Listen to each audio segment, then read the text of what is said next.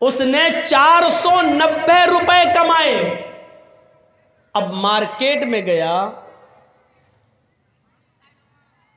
कल ईद है, अब कपड़ा खरीदूंगा और सिलाऊंगा तो टाइम लगेगा। आज चांद हो गया, कल ईद है, चलो रेडीमेड पंजाबी खरीद लेता हूं। कलिया चक्के मार्केट में गया और एक रेडीमेड पंजाबी खरीदता है। उस पंजाबी की कीमत है 500 रुपए।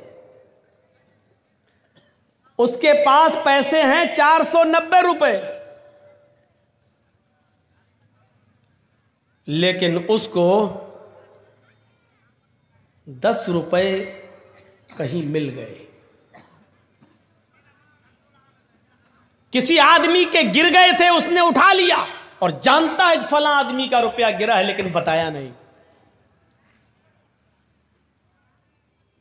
जमीन पर गिरी हुई चीज के भी आप मालिक नहीं हैं, इतना याद रखिएगा। अगर जमीन पर गिरी हुई कोई चीज आप को दिख जाए तो शरीयत का मसला यह है कि देख लिया, गुजर जाओ, उठाना नहीं। और अगर उठा लिया तो अब आपकी जिम्मेदारी है कि 1 साल तक उस चीज का आप ऐलान करेंगे, अनाउंसमेंट करेंगे कि अगर किसी की कोई चीज गिर गई है तो वो हमसे राब्ता कायम करे। कितने दिनों तक? 1 साल तक।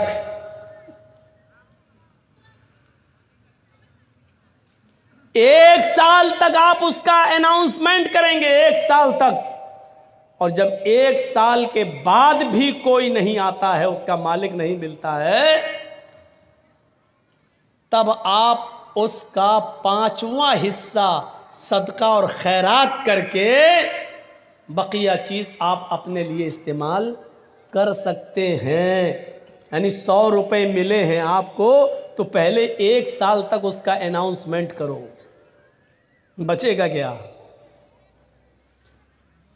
और 1 साल तक जब 100 रुपए का मालिक आपको न मिले तो फिर उसमें 5वां हिस्सा यानी 20 रुपए सदका और खैरात गरीब को दो, और उसके बाद 80 रुपए आप इस्तेमाल कर सकते हो। वो भी कब? और ये इस्तेमाल करने की इजाजत आपको वो भी इस कंडीशन में मिल रही है क्योंकि आपने 1 साल मेहनत की है। यानी ये 80 रुपए भी आपके लिए तब हलाल हो रहे हैं जब आप 1 साल मेहनत करने के बाद उसके मालिक तक नहीं पहुंचा पाए या उसका मालिक नहीं मिला तब। 10 रुपए आपको मिल गए लेकिन आपने उसको बताया नहीं, जिसका गिरा चुपके से आपने उठाया, और 490 रुपए में 10 रुपए मिलाकर 500 रुपए का पंजाबी आपने खरीद लिया। 490 रुपए हलाल के हैं जो आपने रिक्शा चलाकर मेहनत करके कमाया, लेकिन 10 रुपए आपने उसमें हराम के मिला दिए, पंजाबी आपने खरीद लिया। अब जब तक वो पंजाबी, जब तक वो कुर्ता, जब तक वो कमीज आपके जिस्म पर रहेगी, अल्लाह की कसम ना आपकी कोई फर्ज नमाज कबूल होगी, ना फर्ज रोजा कबूल होगा, ना नफली नमाज कबूल होगी, ना नफली रोजा कबूल होगा। कब तक? जब तक वो पंजाबी आपके जिस्म पर रहेगी।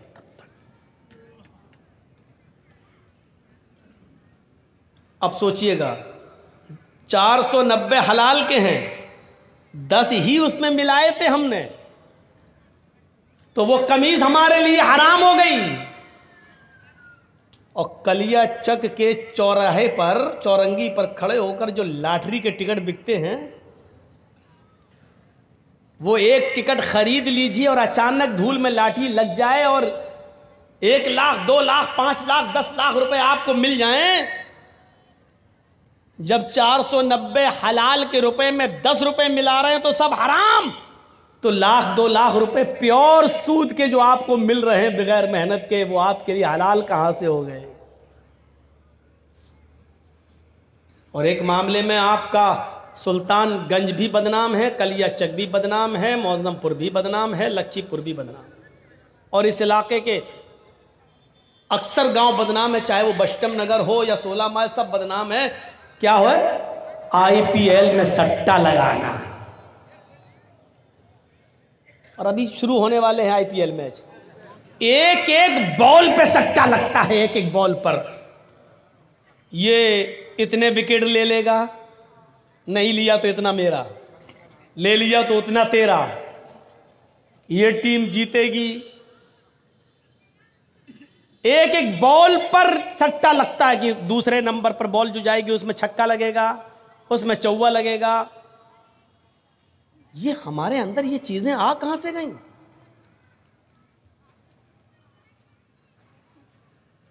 ये तो प्योर हमने लगाया 1000 रुपया, या तो इधर गया या इधर आया।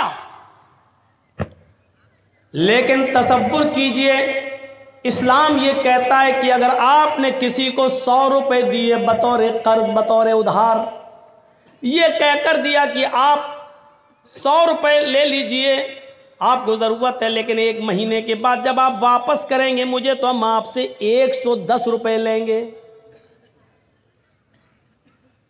हम आपसे 110 रुपए लेंगे,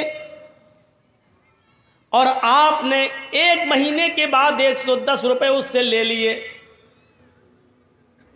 तो जानते हो ये 10 रुपए आपके पास जो आए हैं, और आपने जो 10 रुपए 1 महीने के बाद ज्यादा ले लिया, आप तो सट्टे में 1000, 2000, 5000, 10,000 लगाते हो IPL के। यहां तो आपने किसी की मदद की है और उस मदद के जरिए उसने 100 रुपए में कमाया और 1 महीने के बाद 110 दे दिया। वो 10 रुपए जो आपके पास ज्यादा आ रहे हैं, उस 10 रुपए के बारे में अल्लाह के नबी क्या फरमाते हैं, सुनिए, अपने माजा की रिवायत है, दिरहमु रिबा याकुलुहु रजुलु वहुवा यालम। सूद का और ब्याज का 1 दिरहम खाना, हम तो 10 रुपए ज्यादा बता दिए, 1 रुपया भी सूद और ब्याज का खाना। अब सही आया मैं। IPL का सट्टा लगाने वालों गौर से सुनना, कल या चक्की चौरंगी पर खड़े होकर लॉटरी के टिकट खरीदने वालों गौर से सुनना, बैंकों में लाखों रुपए जमा करने के बाद सेविंग अकाउंट में सूद बढ़ जाता है, और सेविंग अकाउंट से सूद लेकर खाने वालों गौर से सुनना, सूदी कारोबार करना, सूद पर रुपया देना, और हर महीने 10%, 5% उससे सूद वसूल करना।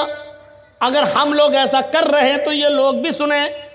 अल्लाह के नबी सल्लल्लाहु अलैहि वसल्लम फरमाते हैं कि याकुलुहुर दिरहमु रिबा याकुलुहुर रजुलु वहुवा यालम। सूद का, ब्याज का, हराम का 1 लुकमा, 1 दिरहम खाना, 1 रुपया खाना, इस हाल में कि तुम जानते हो कि ये हराम है, ये जानते हो कि ये मेरी मेहनत की कमाई नहीं है। अशद्दु मिन सित्तिन व सलासीना ज़नियतन, 36 मर्तबा जिना करने से भी ज्यादा सख्त है। कैसा लग रहा है? सूद और ब्याज का 1 रुपया खाना, जिसके बारे में अल्लाह के नबी फरमाते हैं कि 36 मर्तबा जिना करना। ओह, जिना, जिस काम को हम सबसे ज्यादा गंदा समझते हैं, किसी की माँ, बहन, बेटी के साथ हम जिना करें, और 1 बार नहीं 36 बार जिना करना। अल्लाह के नबी फरमाते हैं 36 बार, 36 मर्तबा जिना करने से भी बड़ा और सख्त है ये काम, यानी सूद का और ब्याज का 1 रुपया खाना। और बुलाओ मौलाना जर्जीस को, इससे तो अच्छे हमारे यहाँ के मौलवी है, कम से कम ये सब तो नहीं बोलते। सब बोलते हैं, बोलने का अंदाज अलग अलग होता है। ये अलग बात है कि आप अपने इलाके के उलमा की बात एक कान से सुनते हैं, दूसरे कान से उड़ा देते हैं। क्यों? घर की मुर्गी दाल बराबर।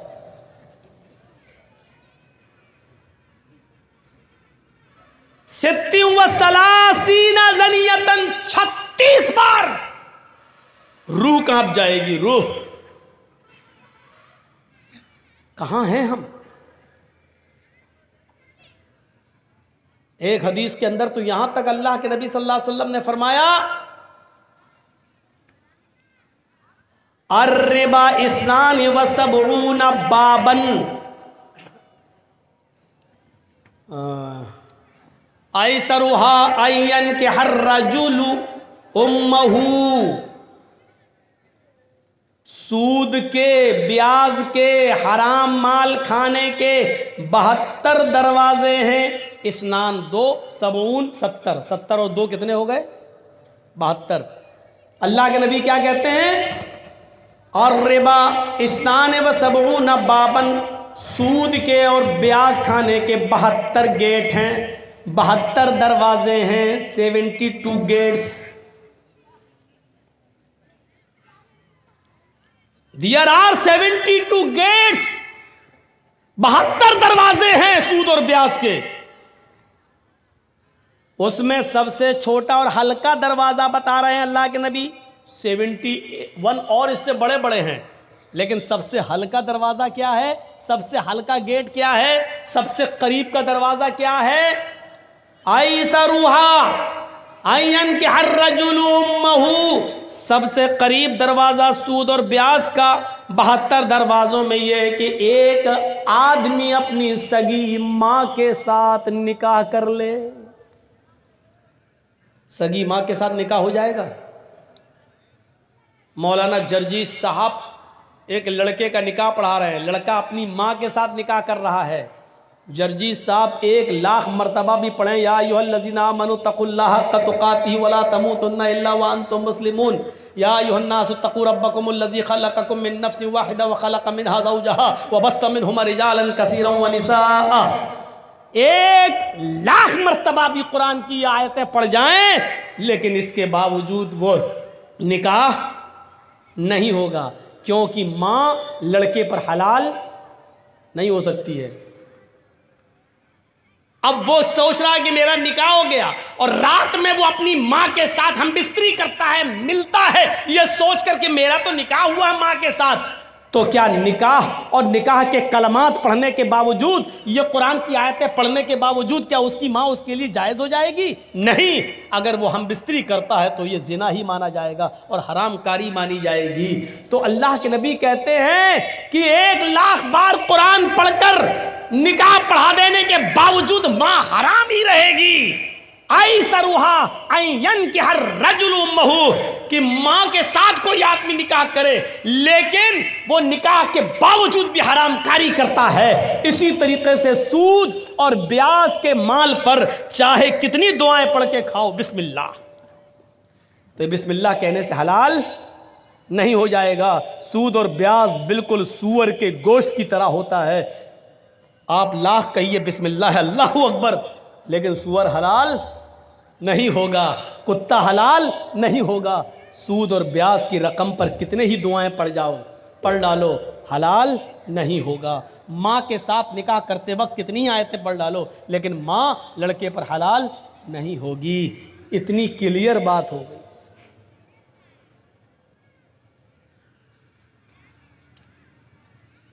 याद करिएगा, या अय्युहल्लज़ीना आमनू तक़ुल्लाह वज़रू मा बक़िया मिनर रिबा। आए ईमानो वालो,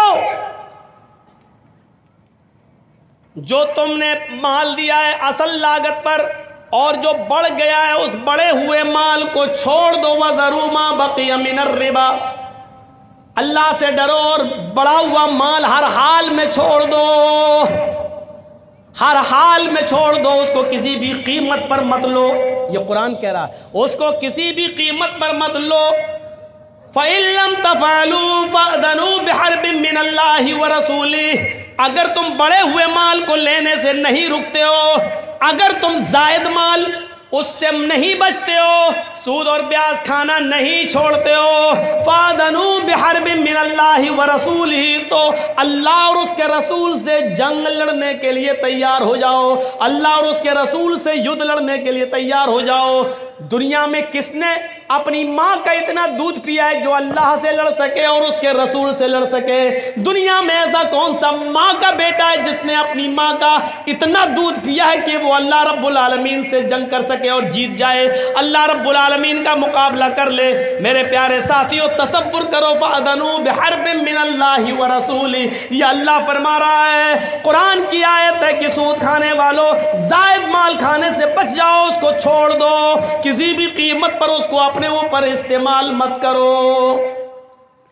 वो जो पड़ा हुआ सूद है वो आप ना अपने ऊपर इस्तेमाल कर सकते हैं, ना अपने बीवी बच्चों पर इस्तेमाल कर सकते हैं। अरे उस बड़े हुए सूद को मस्जिद के चंदे में देने में भी इस्तेमाल नहीं कर सकते हो।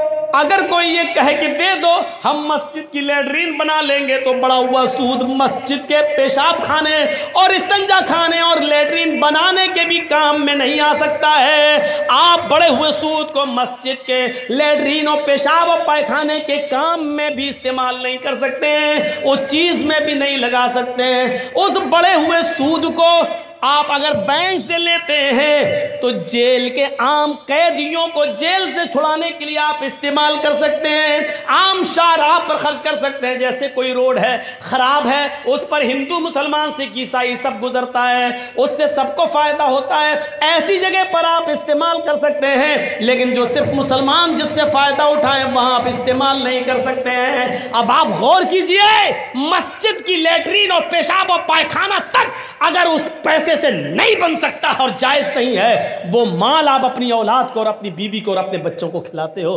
शर्म आनी चाहिए हमें और आपको, शर्म।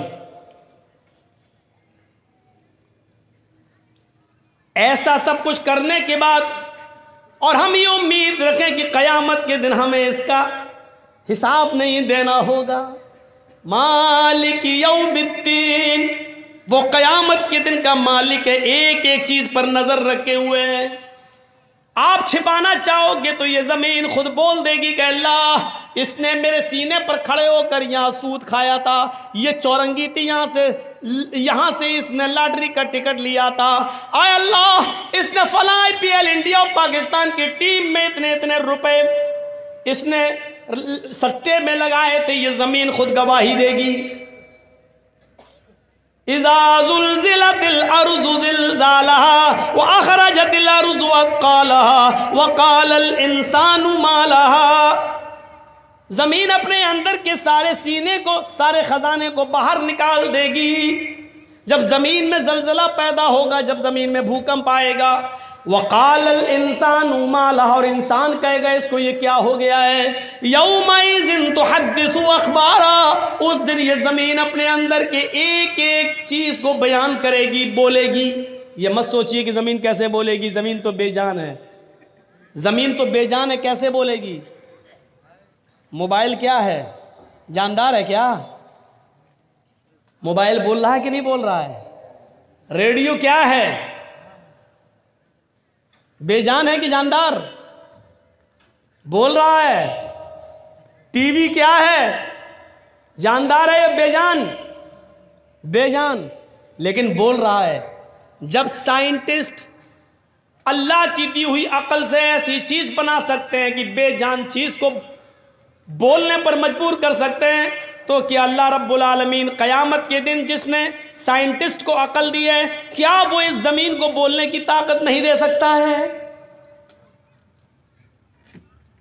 आज बेजान चीजें बोल रही हैं। बंदूक में कारतूस लगाओ और छोड़ो तो आज उसकी भी आवाज निकल रही है, बेजान चीज बोल रही है।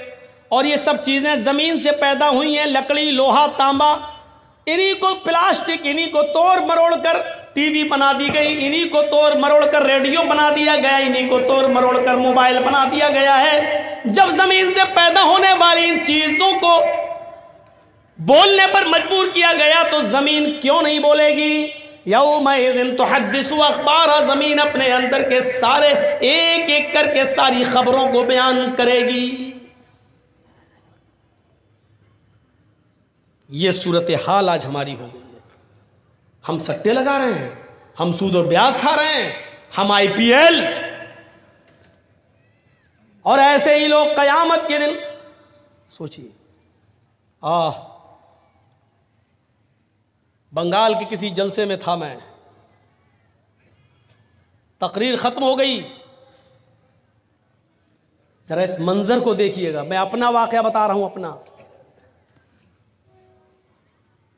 उस वक्त मेरा एक छोटा बच्चा था 6 साल का, आज वो 7.5 साल का है। 1.5 साल पहले की बात बता रहा हूं मैं आपको। तकरीर ख़त्म करके मैं अपने रेस्ट रूम पर जहां हमको ठहराया गया, मैं गया, घर से फ़ोन आता है,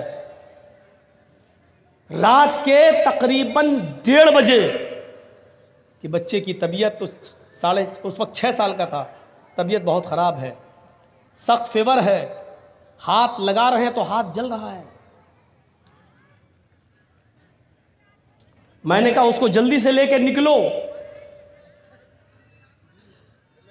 पड़ोस में आसपास डॉक्टर, लेकिन दरवाजा खोलने के लिए तैयार नहीं रात की तारीकी में। सरकारी हॉस्पिटल में ले जाया गया और मैं यही उत्तर दिनाजपुर के इलाके में, और रात के 4 बजे तक 4:30 बजे तक बराबर राब्ते में रहता हूं।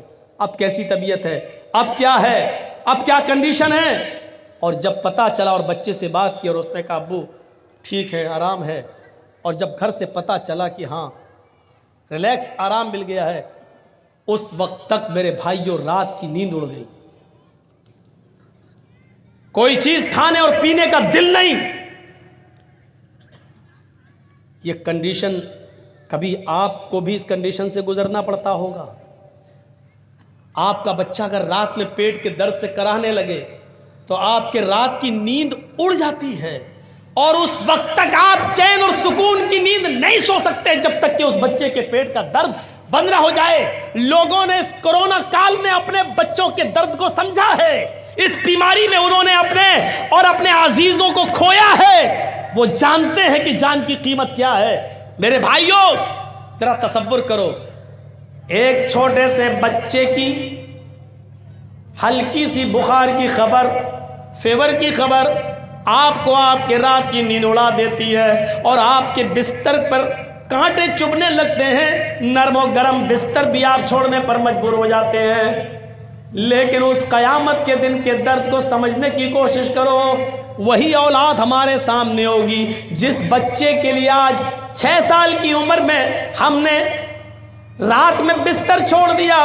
उसका हल्का सा फीवर हमें सोने नहीं देता है। लेकिन कयामत का मंजर ये होगा, यौम यफिर्रुल मरउ मिन अखीही व उम्मिही व अबीही व साहिबतिही व बनीही। कयामत के दिन इंसान भाग रहा होगा। यौम यफिर्रुल मरउ मिन अखीही, अपने भाई को देखकर भागेगा। नहीं नहीं, उसके सामने नहीं आऊंगा, ये मुझसे एक नेकी न मांग बैठे। यौम यफिर्रुल मरउ मिन अखीही, आदमी अपने भाई को देखकर भागेगा। व उम्मिही व अबीही, अपनी माँ को देखकर भागेगा, अपने बाप को देखकर भागेगा। वो डरेगा मेरी माँ मुझसे ये न कहने लगेगी बेटा दुनिया में मैंने तुझे अपना दूध पिलाया, पाल पोस कर बड़ा किया, आज तू अपनी माँ को एक नेकी नहीं दे सकता है। ये मेरी माँ मुझसे एक नेकी ना मांग बैठे, मेरा बाप मुझसे कहीं एक नेकी ना मांग बैठे। ऐसा ना हो। यौम यफिर्रुल मरउ मिन अखीही व उम्मिही व अबीही व साहिबतिही व बनीही, इंसान अपनी माँ से भागेगा, अपने बाप से भागेगा, व साहिबतिही, और अपनी बीवी से भी भागेगा। वो बीवी जो सुकून का जरिया होती है। इंसान दिन भर का थका हुआ आता है और अपनी बीवी की आगोश में जाता है तो दिन भर की थकान उसकी उतर जाती है और उसको अपनी बीवी से सुकून मिलता है। लेकिन कयामत के दिन अपनी बीवी को भी देखकर उससे भागेगा। वह साहिबतिही, उसको देखकर भागेगा। वह बनीही, और अपनी औलाद को, अपने बेटों को देखकर भागेगा। वो बेटा जिसका हल्का सा फीवर और पेट का दर्द हमारी रातों की नींद उड़ा देता है, लेकिन कयामत के दिन बाप अपने बेटे को देखकर भागेगा। नहीं नहीं नहीं नहीं नहीं, ये तो मुझे मरवा देगा, एक नेकी मांग ली हम कहाँ से देंगे। जरा तसव्वुर कीजिए आप, मैंने एक मिसाल जो आपने दी है और आप अपने ऊपर सोच कर और कयास करके जरा तसव्वुर करें। कहाँ हैं हम, किस पोजीशन में हैं हम। नफ्सा नफ्सी का आलम। हजरत आयशा बयान करती हैं, युहशरुन नासु यौमल क़यामति हुफ़ातन औरातन गुरला। इस हदीस को सुनने के बाद सब कुछ हम भूल जाते हैं, सब कुछ। आपके कलिया चक में फिर भी लड़कियां और औरतें कपड़े कुछ ढंग के पहन लेती हैं थोड़े बहुत, लेकिन ज़रा मालदा की तरफ चले जाइए और फिर देख लीजिए ड्रेस 15-20 किलोमीटर की दूरी पर ड्रेस कैसी चेंज होती है। और फिर थोड़ा सा सिल्लीगुड़ी और न्यू जलपाईगुड़ी की तरफ चले जाइए, ड्रेस और बढ़ती जाएगी। कयामत के दिन जब उठेगा आदमी कब्र से तो ड्रेस ही नहीं होगी। लीजिए, युहशरुन्नासु यौमल क़यामती हुफ़ातन औरातन गुरला। कयामत के दिन जब इंसान अपनी कब्रों से उठाए जाएंगे तो इस हाल में उठाए जाएंगे, हुफ़ातन, पैरों में चप्पल नहीं होगी, औरातन, जिस कफन में लपेट कर दफन किए गए थे वो कफन भी उनके ऊपर नहीं होगा, औरातन, पूरे के पूरे नंगे होंगे बरहना। बैठ जाओ भाई, मोबाइल हमारे पास भी है भाई साहब, इससे कहिए आजकल तो कोई देखो सुन ही नहीं रहा वो आदमी। अब बताओ इतनी रात में किसको बात कर रहे होंगे भाई फोन लगा के। कहा हम धोने में बहुत मशहूर हैं, ऐसा धोएंगे कि फिर कभी मोबाइल कान में नहीं लगा पाओगे। इसी में हम बदनाम हैं, और बदनाम है किस में? हमने उस लड़के को नहीं छोड़ा पाकुड़ में, रात के 1:30 बजे टाइम मिला, वो उठ के जा रहा था तो वैसे वहाँ खेत में था, वो बात कर रहा था मोबाइल पे से, हमारी नज़र पड़ गई उस पर, मोबाइल में बात भी करता जा रहा हूँ, होंठ पे लग के चूमता भी जा रहा है। और जलसे में हमने उसको नहीं छोड़ा। मेरे सामने अगर ये सब हरकत करोगे तो भाई फिर बचोगे नहीं। वो देखो देखो वो उठ के भागा बैठ गया। कहाँ जा रहे हो? तेरी तो शादी भी नहीं हुई, तू क्या करेगा घर जाकर?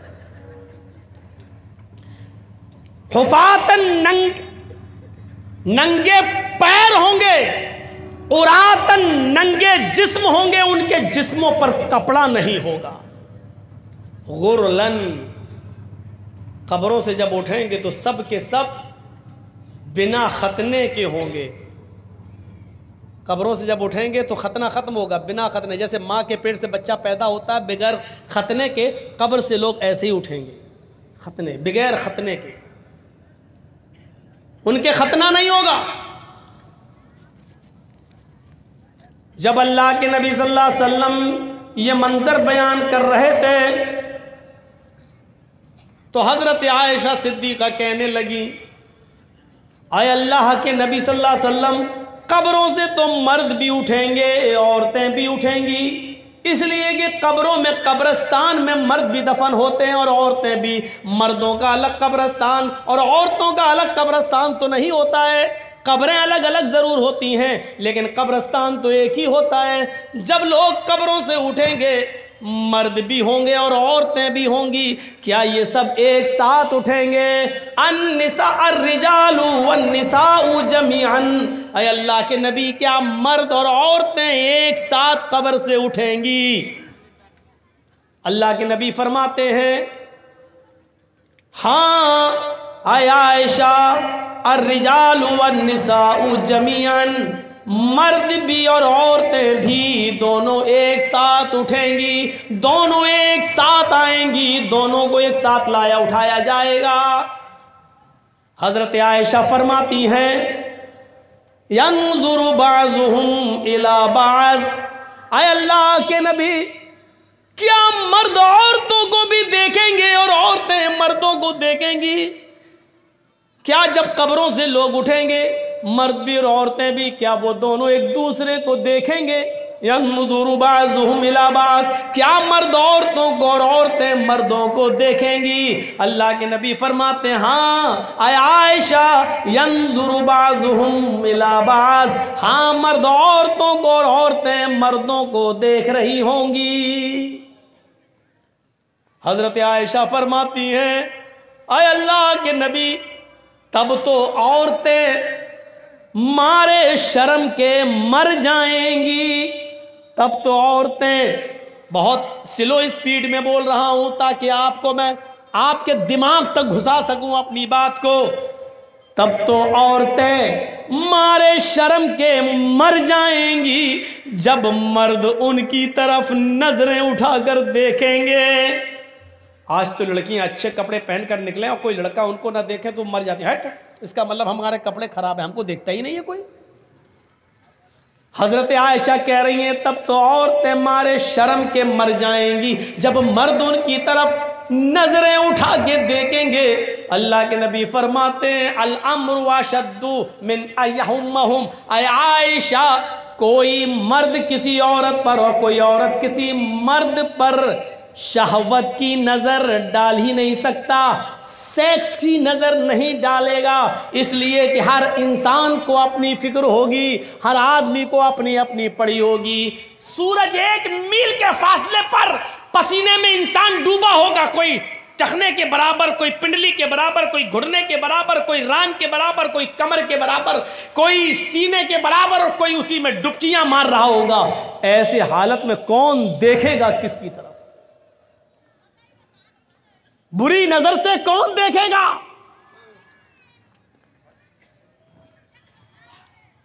वो देखो मछली बिक रही है औरतों के पिंडाल से, नहीं मान सकती हैं औरतें। इतना नज़दीक आप इनका इंतज़ाम कर देते हैं बेचारी का, 1 साल के बाद तो इनको सुनने का मिलता है। आज तो मौका मिला इनको सैंडल और चप्पल दिखाने का, साड़ी दिखाने का, और ये बेचारी जलसा सुनेंगी। और फिर दूसरा उर्दू वाला मौलाना, सुनिए तुम्हारे मतलब की बात कर रहा हूं। इंसान को किसी अहम चीज से जोड़ दो, इख्तिलाफ खत्म हो जाएगा, या इंसान को किसी खतरनाक चीज से बाखबर कर दो, इख्तिलाफ खत्म हो जाएगा। आज हम मरे मिटे जा रहे हैं एक दूसरे की जान लेने पर। यह एक रूल बता रहा हूं मैं आपको। मसलन किसी सड़क पर कुछ लोग गुत्थम गुत्था कर रहे हैं, लड़ रहे हैं, मारा पीटी, चप्पल अप्पल उठा रहे हैं, और अचानक उनके पास कोई आदमी चला जाए और कहने लगे कि साहब ये मेरे पास 100 गोलियां हैं, 100 कंचे, कंचे समझते हैं ना, 100 गोलियां हैं, 100 कंचे हैं,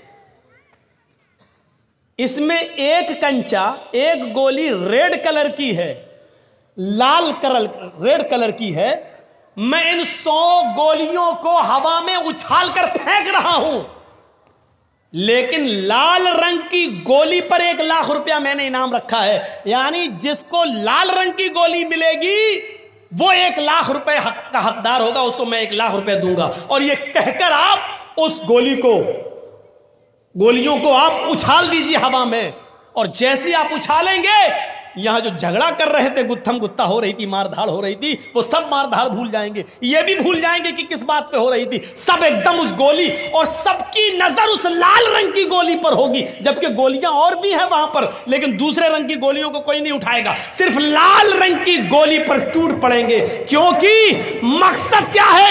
इस पर इनाम है, इस गोली को उठाएंगे तो 1 लाख रुपया मिलेगा। दुनिया में बहुत से जंजालों में हम फंसे हुए हैं, हमारी नजर अगर जन्नत पर लग जाए कि हमें ये काम करेंगे तो जन्नत मिलेगी, अगर उसको जन्नत से जोड़ दिया जाए, जन्नत की नियामतों से, तो इंसान दुनिया में सारी बातें भूलकर, सारे झगड़े खत्म करके उस जन्नत को पाने की फिक्र करने लगेगा। जैसे एक गोली को पाने के लिए वो सारी गोलियां छोड़ देगा, उसी तरीके से जन्नत को पाने के लिए इंसान दुनिया की सारी मोहब्बत को कुर्बान कर देगा, लेकिन जन्नत को पाएगा। मेरे भाइयों, लेकिन उस जन्नत का नक्शा अच्छी तरीके से बताने वाला कोई हो, समझाने वाला कोई हो, माइंड में उतारने वाला कोई हो। आज क्या वजह है कि 100 गोलियां फेंकी जाती हैं और लाल रंग की गोली पर हमारी नजर होती है और गोलियां हम नहीं उठाते हैं? क्यों? क्योंकि लाल गोली पर 1 लाख रुपए का इनाम है, हर आदमी चाहता कि हमें इनाम मिल जाए। फिर क्या बात है कि नमाज पढ़ने पर जन्नत मिल रही है, रोजा रखने पर जन्नत मिल रही है, सूद और ब्याज और लॉटरी को छोड़ना, हराम कमाई को तर्क कर देने पर जन्नत मिल रही है। फिर क्या बात है कि हम उसको लेने के लिए दुनियावी चीजों को छोड़ नहीं पा रहे हैं और जन्नत को हासिल नहीं कर पा रहे हैं? मेरे प्यारे साथियों, वजह क्या है? वजह क्या है? अभी ये लोग गुत्थम गुत्था कर रहे हैं। अब दूसरी मिसाल से समझने की कोशिश करो। अभी लोग लड़ रहे हैं, गुत्थम गुत्था कर रहे हैं, एक दूसरे को मारना चाह रहे हैं। इतने में मौलाना जर्जी साहब एक पिटारा लेकर उनके बीच पहुंच जाते हैं, कहते सुनो, वो गए चुप, हट, मारा पीटी हो रही है, वो इसके बाल पकड़ रहा, वो उसको चप्पल मार रहा है। जर्जी साहब ने अपना पिटारा खोल दिया और पिटारे में से एक जहरीला सांप निकलता है और वहीं कूद जाता है, उछलता है। अब आप ये बताइए कि उस जहरीले सांप को देखकर वो गुत्थम गुत्था करने वाले, लड़ने वाले क्या करेंगे? वो अपनी लड़ाई भूल जाएंगे। अरे जब तुम एक दूसरे को मार ही रहे थे तो सांप भी तो सबको मार नहीं आया है, फिर तुम लड़ाई छोड़ के क्यों भाग रहे हो? वो तो तुम्हारा ही काम करने आया है, लेकिन लड़ाई लड़ने वाले एकदम अलग हट जाएंगे, भागेंगे। अब हर आदमी को अपनी जान की फिक्र होगी। वो अब उसको मारना छोड़ देगा, वो इसको मारना छोड़ देगा, वो इधर बचेगा, वो उधर बचेगा। क्या? नहीं नहीं नहीं नहीं मेरे प्यारे साथियों, इस दुनियावी झमेलों में बहुत कुछ है। अगर उनके सामने अज़ाब जहन्नम का तज़किरा कर दिया जाए और जहन्नम के अज़ाब को बता दिया जाए कि ऐसा करोगे तो ये अज़ाब, ये करोगे तो ये अज़ाब, फिर इंसान दुनिया में फिर किसी को बर्बाद न करे, फिर अपने आप को जहन्नम से बचाने की फिक्र करने लगेगा। लेकिन शर्त यह कि जहन्नम का मंजर बताने वाला कोई होना चाहिए और माइंड में उतारने वाला होना चाहिए। जर्जी साहब मिसाल तो बड़ी अच्छी दे रहे हैं, लेकिन समझने वाला भी तो होना चाहिए। समझा कहां रहे हैं? आईपीएल पे सट्टा लगाने वालों को समझा किसको रहे हो? कैरम बोर्ड खेलने वालों को समझा किसको रहे हैं आप? लॉटरी का टिकट खरीदने वाले और सूद और ब्याज खाने वालों को। मेरे भाइयों, नहीं असर पड़ता है। जिस तरह बारिश हो और किसी पहाड़ी के ऊपर बारिश हो और पहाड़ चिकना हो तो पानी बह जाता है, पहाड़ अपने अंदर जज्ब नहीं करता। आज वो चिकने पहाड़ हो चुके हैं। हम तकरीर कर रहे हैं, लेकिन यहां से निकलेंगे हमारी हालत वही हो। हर इंसान को फिक्र होनी चाहिए अपनी, हर इंसान को फिक्र होनी चाहिए जहन्नम से बचने की। हर इंसान को फिक्र होनी चाहिए अपने आप को बचाने की।